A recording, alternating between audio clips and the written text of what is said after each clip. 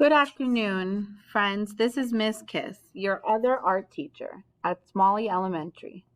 I am teaching the course on the elements of art. Last week we learned about linear lines, which are straight lines.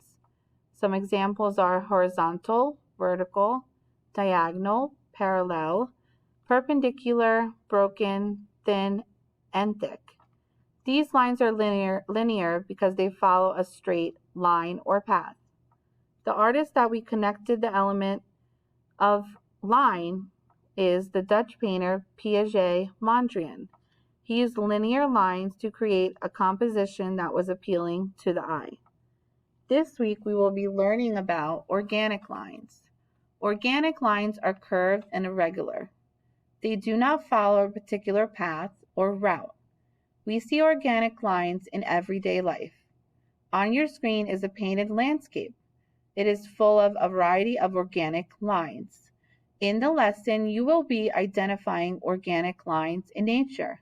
We will connect organic lines to the artist of the week, Vincent van Gogh. Vincent van Gogh is a well-known artist who is admired for his unique style.